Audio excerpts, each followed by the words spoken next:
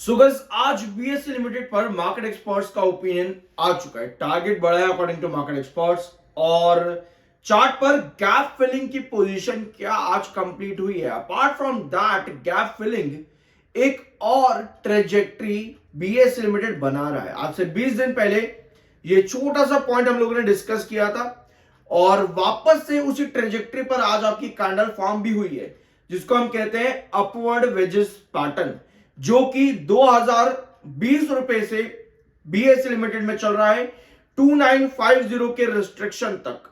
2020 रुपए से लेकर के 2950 के रिस्ट्रिक्शन तक ये अपवर्ड वेजेस पैटर्न आपका चला है बीएससी लिमिटेड में।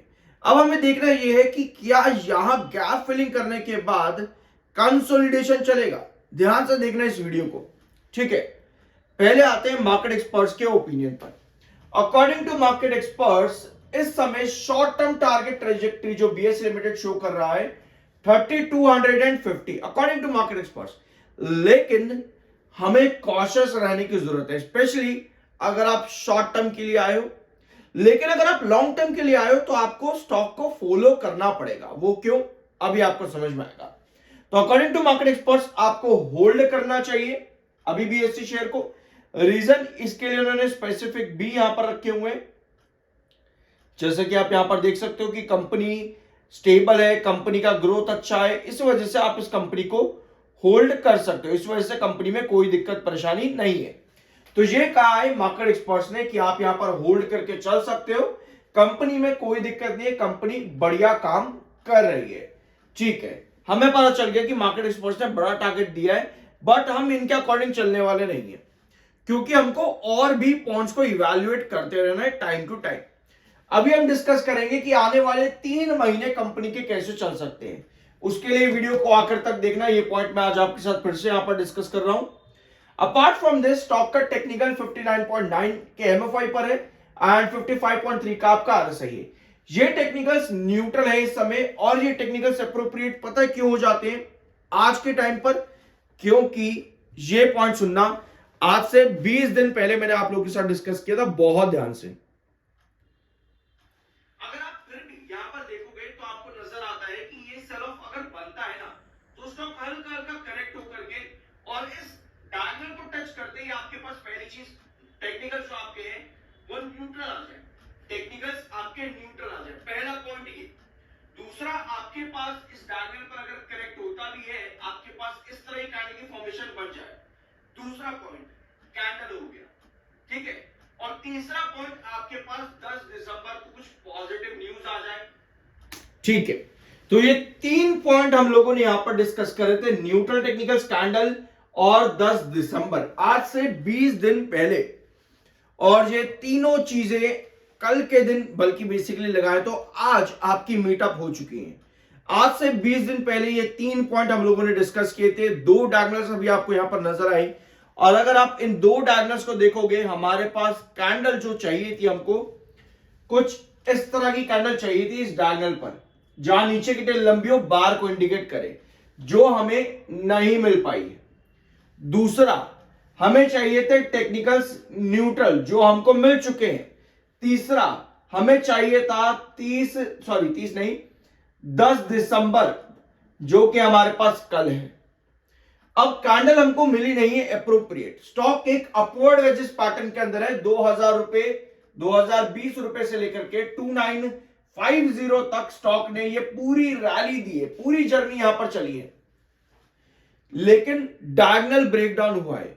आपको पता है कि कोई भी अपवर्ड वेजेस पैटर्न जब भी आपका ब्रेकडाउन होता है, उसके बाद एक कंसोलिडेशन पैटर्न चलता है। आज ये गैप फिलिंग आपकी कंप्लीट हो चुकी है 2740 से लेकर के 2740 से लेकर के 2690 के बीच में। यहां नोट कर लेना 2690 2740। ये गैप फिलिंग आज आपकी कंप्लीट यहां पर हो चुकी है। अब गैप फिलिंग करने का मतलब ये नहीं होता कि फटाफट से ब्रेकआउट भी दे देगा। गैप फिलिंग करने का मतलब ये भी होता है कि आपका कंसोलिडेशन भी चलेगा। सिमिलर पैटर्न आपका रिसेंटली गैप फिलिंग पर ग्रो का बना था, बिलियन ब्रेव्स। अगर आप रेगुलर हो, देखते हो उसकी वीडियोस भी, तो आपको मालूम होगा। तो यही चीज आपके बीएसए लिमिटेड पर भी बनी हुई है। कोई भी स्टॉक एक अपवर्ड एजिस पैटर्न क्रिएट करता है, जैसा अभी आप लोगों ने यहां पर देखा, कोई भी अपवर्ड एजिस पैटर्न के बाद में हमें अगली ट्रेजेक्टरी जो है मालूम होनी चाहिए, जिसके लिए आपका दिसंबर क्वार्टर बहुत इंपॉर्टेंट रहेगा, जिसमें लगभग अभी 15 से 20 दिन बाकी है। ठीक है, ये था आपका एक अपवर्ड एजिस पैटर्न, और इस अपवर्ड एजिस पैटर्न पर जो आपकी क्रूशियल बेस लाइन है वो है 2620 की। ये आपको मालूम है, क्रूशियल बेस लाइन जो इतने दिनों से हम डिस्कस कर रहे हैं 2620 की है, और आपका जो गैप फिल है वो इन दो लेवल्स के बीच में हो चुका है। अपवर्ड एजिस पैटर्न आपके डायगोनल का ब्रेकडाउन आज के सेशन में हुआ है कुछ इस तरह से।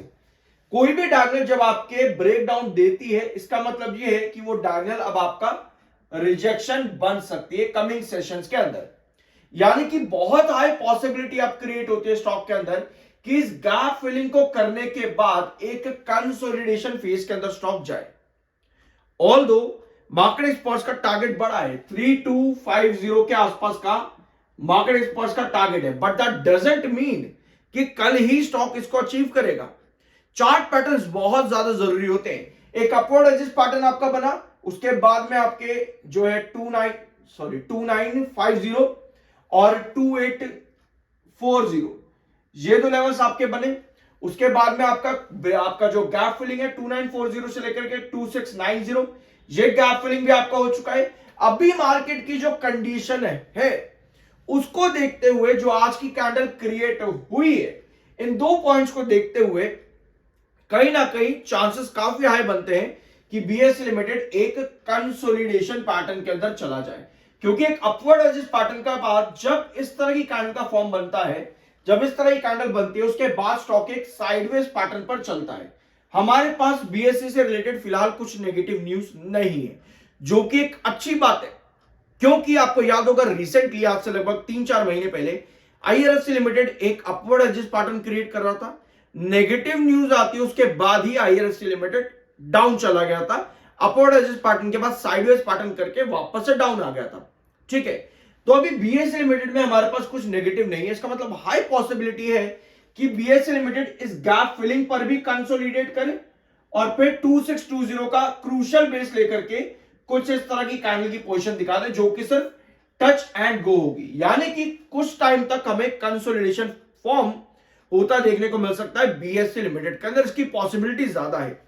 अब जैसा वीडियो की शुरुआत में मैंने आपको बोला कि आपके पास कुछ पॉजिटिव आएगा दिसंबर क्वार्टर के अंदर। ठीक है, दिसंबर 2025 कंपनी के लिए और इंपॉर्टेंट हो जाता है, क्योंकि सितंबर में कंपनी वो ग्रोथ नहीं दे पाई थी। ऐसे में अगर हम कंपनी से उम्मीद रखते हैं कि कंपनी 1200 करोड़ का रिवेन्यू दे दे, 1200 करोड़ अगर ये ग्रोथ कंपनी दे पाती है अपने revenue per year on year basis पे, तो उस कंडीशन पर आपके पास ये ग्रोथ परसेंटेज जो है इंक्रीज हो जाता है। यानी कि ईयर ऑन ईयर बेसिस पर रिवेन्यू में लगभग आपको चाहिए 180 करोड़ के आसपास का जंप, या फिर उसके ऊपर का। ठीक है, अगर इतना जंप कंपनी दे पाती, sorry year on year basis पर 180 नहीं, ईयर ऑन ईयर बेसिस पर आपको लगभग 380 करोड़ का जंप चाहिए। 380 करोड़ का अगर कंपनी ये जंप देती है, तब बहुत हाई चांसेस है कि कंपनी का ये ग्रोथ परसेंटेज इंक्रीज हो। Higher the growth, higher will be the EPS and lower will be the P and PB ratio. ये बहुत अप्रोप्रिएट, बहुत इंपॉर्टेंट पॉइंट्स है समझने के लिए कि कोई भी स्टॉक जब एक बड़ा ब्रेकआउट ऑलरेडी दे चुका है, उसके बाद एक साइडवेज पैटर्न पर जाएगा, तो आपके पास नेक्स्ट क्वार्टर का ग्रोथ कैसा आ रहा है। यानी कि जनवरी मिड के बाद आपका बीएसई लिमिटेड बहुत इंपॉर्टेंट फॉर्मेशन पर रहेगा। यानी कि आने वाला कुछ टाइम बीएसई लिमिटेड एक कंसोलिडेशन जोन के अंदर देखने को मिल सकता है। तो ये है कंपनी की प्रेजेंट पोजीशन और आने वाले 3 महीने की क्या पॉसिबिलिटी बनती है अकॉर्डिंग टू दिसंबर क्वार्टर। ठीक है, आई गेस ये वीडियो आप लोगों को समझ में आएगा, कुछ सीखने को मिला होगा। सब्सक्राइब जरूर कर देना। I am NISM 7 certified. मिलते हैं अगले वीडियो में।